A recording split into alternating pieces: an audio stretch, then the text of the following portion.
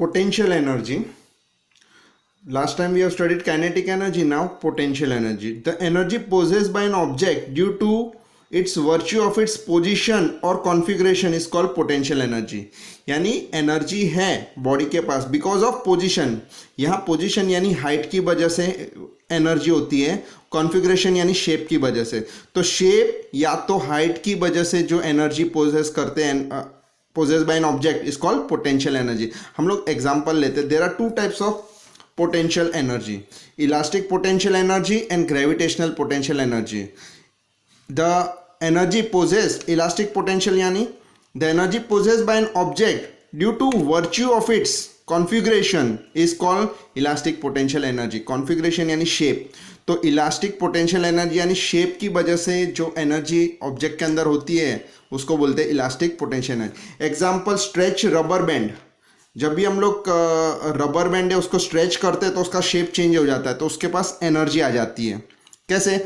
For example अगर हम rubber band को स्ट्रेच करते हैं और उसके ऊपर पेपर रखते हैं और अगर स्ट्रेच रबर बैंड को छोड़ देंगे तो पेपर आगे जाएगा, मतलब एनर्जी थी इसलिए वो पेपर आगे गया.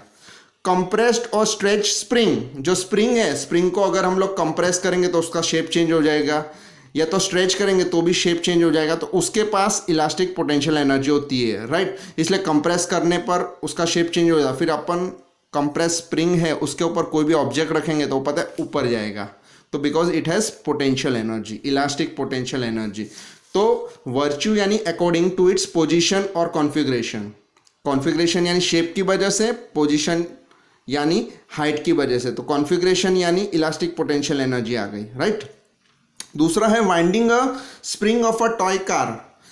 जो कार्स आती है, राइट, टॉय कार्स आती है उसमें चाबी भरना होता है, राइट. तो चाबी को हम लोग घुमाते हैं तो वो कार आगे फिर चलती है. तो it is called an winding of a spring. Winding मतलब चाबी भरना. Winding a spring of a toy car, right. Stretching a balloon. जो बलून होता है वो भी रबर का ही होता है, तो अगर उसको हम लोग स्ट्रेच करेंगे या तो रबर बैंड को स्ट्रेच करेंगे तो it has elastic potential energy. And a stretch बो. दूसरा एग्जांपल है स्ट्रेच बो. बो होता है बराबर, तो बाण. तो अगर बो को हम लोग स्ट्रेच करेंगे तो उसकी स्ट्रिंग होगी, वो स्ट्रेच होगी, तो उसमें अगर हम एरो रखेंगे तो वो आगे जाएगा because it has elastic potential energy. तो this are the examples of elastic potential energy: stretch और compress spring, winding a spring of a toy car, stretching a balloon or a rubber band and a stretch bow. These are example of elastic potential energy. अभी है दूसरी है gravitational potential energy, मतलब height. Height की वजह से जो energy होती है उसको हम लोग लेंगे ग्रेविटेशनल पोटेंशियल एनर्जी. अगर ये पेन है, ये पेन को अगर मैं उठा के टेबल के ऊपर रख दूंगा, मतलब I have done some work, right. That work is converted into energy, that is potential energy, gravitational potential energy. जो पेन थी वो ज़मीन के ऊपर पड़ी थी तब उसके पास कोई एनर्जी नहीं थी. जब मैंने उठा के उसके ऊपर टेबल के रख दी, यानी टेबल मतलब उसके ऊपर हाइट आ गई, पेन के पास हाइट आ गई, तो this pen has a gravitational potential energy. इसलिए कोई भी ऑब्जेक्ट अगर हाइट पे होता है, पत्थर होता है वो हाइट पे होता है और वो गिरता है तो हमें लगती है. अगर ज़्यादा हाइट होगी तो ज़्यादा वो पत्थर हमें लगेगा अगर नीचे गिरेगा तो, because it has more potential energy, gravitational potential energy. तो ग्रेविटेशनल पोटेंशियल एनर्जी की डेफिनेशन है, तो यहाँ हम लोग देखते हैं डेफिनेशन. तो हाइट की वजह से जो एनर्जी होती है उसको ग्रेविटेशनल पोटेंशियल एनर्जी बोलेंगे, पर यहाँ डेफिनेशन थोड़ी डिफरेंट है. The gravitational potential energy of an object at a point above a ground. यानी gravitational potential energy of an object above a ground. ये ग्राउंड है, उसके अबव है ये पॉइंट. तो gravitational potential energy of an object at a point above ground is defined as work done in raising it from the ground.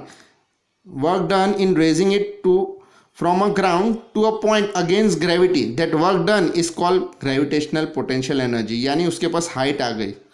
तो gravitational potential energy of an object at a point above ground, ये point का है above ground है, is defined as work done, जो work किया है in raising it, work in raising it from ground to that point is called, against gravity, is called gravitational potential energy of that object. Now we will move with our next topic, derivation for potential energy. तो हम लोग formula derive करेंगे potential energy के लिए, right. तो considered an object of mass m, considered an object of mass m is raised to a height h and let the force required to raise the object is equal to weight। ये अगर वो object को हमें height पे raise करना है तो उसके ऊपर फोर्स लगाना पड़ेगा, and that force is equals to mg, जितना उसका वेट है, वेट मतलब mg होता है, तो force equals to mg। Force required to raise the object is equal to weight of the object, that is mg। Let the work done by the object be W, work done is W equals to F into S, force into displacement। Work done Kisna किया, object के ऊपर। तो object को race करने के लिए, is suppose a object of mass m is raised to a height h and the force required to raise to a height is F, that is mg, F equals to mg, and work done on the object is F equals to W equals to Fs। तो W equals to F की जगह हम लोग ये value substitute कर देंगे mg, और यहाँ जो डिस्टेंस है दैट विल बी हाइट, क्योंकि हमने height, distance is what, height, उसको कितना रेस किया है, up to a height h, तो डिस्टेंस हाइट हो जाएगा।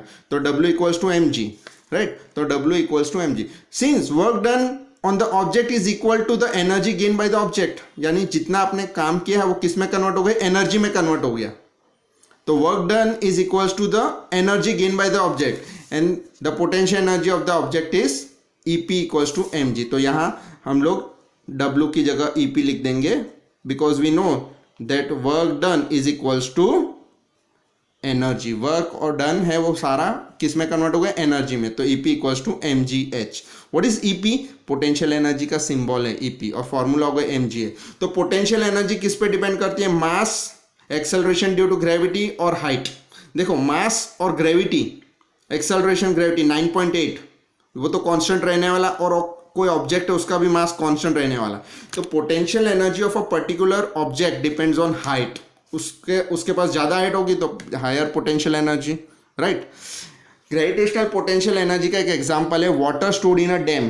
डैम होता है वो हाइट पे होता है, तो उसमें जो डैम में जो पानी स्टोर होता है ना, पानी के पास पोटेंशियल एनर्जी होती है, और वो पोटेंशियल एनर्जी की वजह से वो बाद में फ्लो होता है, राइट। उसके पास ज़्यादा पोटेंशियल एनर्जी होगा तो वो फिर काइनेटिक एनर्जी में कन्वर्ट हो जाएगी। Now work done by gravity depends on the difference of the height of the object, not depend on the path along with the object is moved. यहाँ बोला गया है कि अगर मान लो कि ये ऑब्जेक्ट A है और ये ऑब्जेक्ट B है, उनको सेम हाइट पे ले जाना है h, सेम हाइट पे ले जाना है h।